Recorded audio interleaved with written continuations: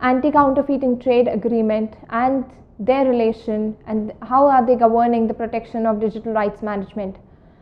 ACTA is creating new intellectual property enforcement standards which are more stringent than the more stringent than the international forums such as WIPO and World Trade Organization.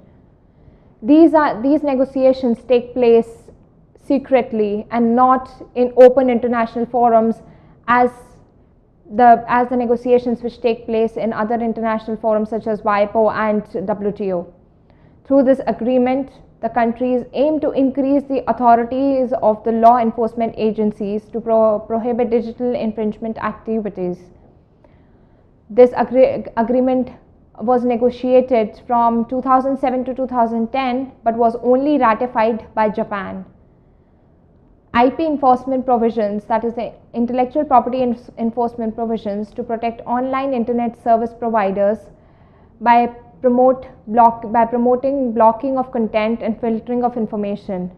ISPs are provided to block and filter the information so that only a refined or a set of information is delivered to the end user which is legal and which the authority wants to provide to the end user. This imposes criminal penalties for promoting copyright infringement. This treaty has very stringent provisions and therefore it has been rejected by Europe in 2012. United States Digital Millennium Copyright Act. The DRM provisions of the WIPO Internet treaties were successfully implemented by US under the DMCA in the year 1998. Provisions under DMCA to protect DRM are: these clearly distinguish between the protection for technological measures that control access to work and protection for measures that control use of a work. So there's this major distinction which is clearly given in the given statutes. Access control provisions also aim to prevent preparatory activities like manufacture and distribution of tools that are primarily meant for facilitating circumvention of access control. Furthermore, anti-circumvention provisions relating to protection of usage control measures prohibit only preparatory activities. Exemption provisions are also given under the DMCA. They serve the purpose of encryption, research, law enforcement and security related government activities. Civil as well as criminal remedies are there under the statute for violation of anti-circumvention provisions.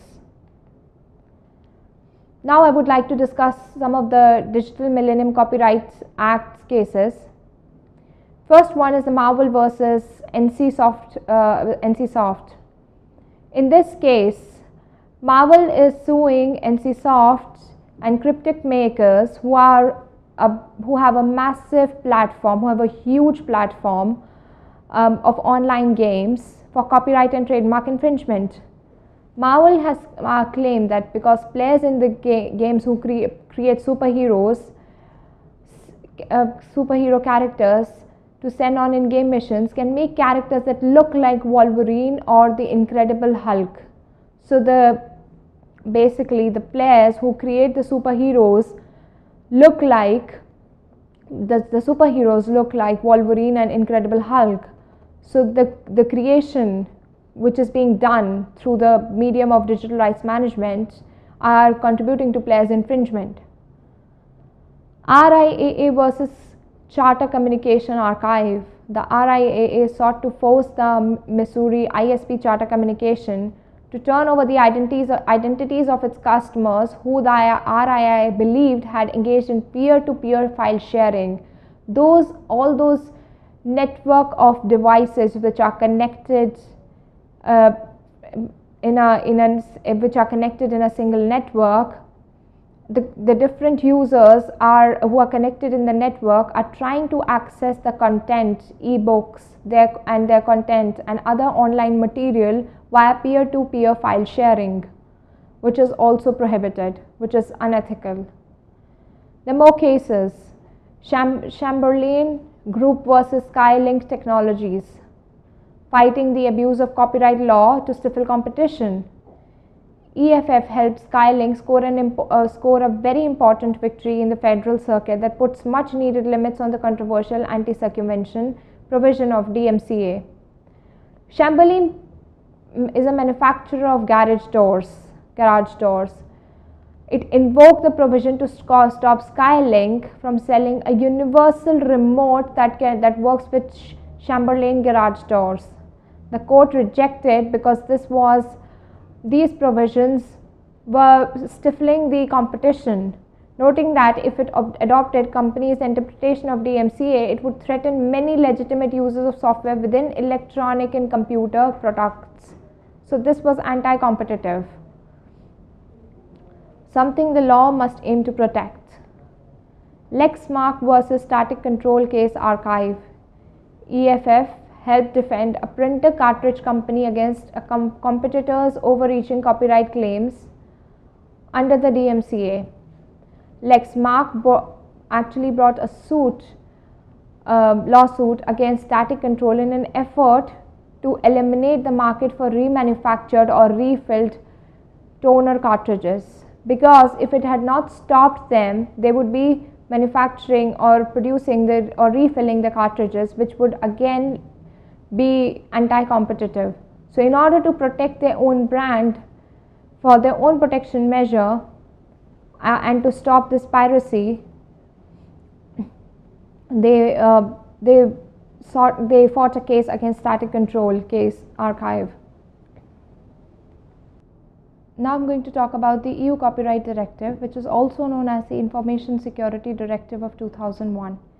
It was formulated with an attempt to harmonize the copyright law within the European Union.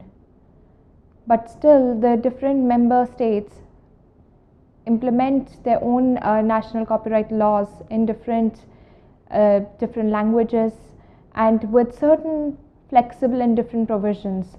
But they definitely try to formulate the provisions of the Information Security Directive in their own national legislation. Article 6 of the directive makes it necessary for the member states to provide adequate legal protection and solutions against the circumvention of technological protection measures, also known as TPMs. These are the provisions basically which are given to protect, which are formulated in the Information Society Directive to protect digital rights management.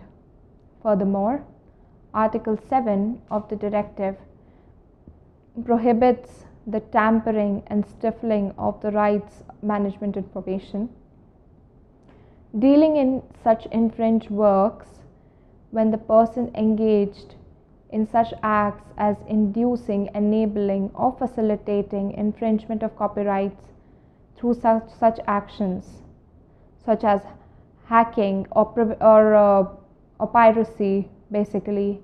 It also prohibits many activities of commercial nature with respect to circumvention of technological protection measures. The issues here with the implementation of Information Society Directive are: none of the member states have provided an express right, an exclusive right for users to circumvent the technological measures for non-infringing purposes. So basically, the interests more or less many a times lie in the balances or goes in the favor of the rights of the owner of the rights, since the copyright regime implemented by different member states is diverse in different languages with different provisions. The users of information in cases of exceptions have to reach out either to the court, that is the law enforcement agency, or the concerned authorities in the absence of the right holders or the courts. So here the issue is that the copyright provisions for different member states in the European Union are so different and diverse that if a person has to access, if a user has to access some information online, and that information is only available in a limited manner, or is restricted, or if he or she wants to access that information, he has to basically first and foremost go and take the permission of either the law enforcement agencies or the copyright holder. So not in all the cases it can be possible that the end user goes up to the right holder to access even a little amount of or a limited amount of information. There are many other digital rights management provisions which are anti-progressive, and there have been serious issues raised over freedom of speech, scientific research, innovation, competition in the market, fair use, which balance the entire digital system between the interests of the right holders and the users.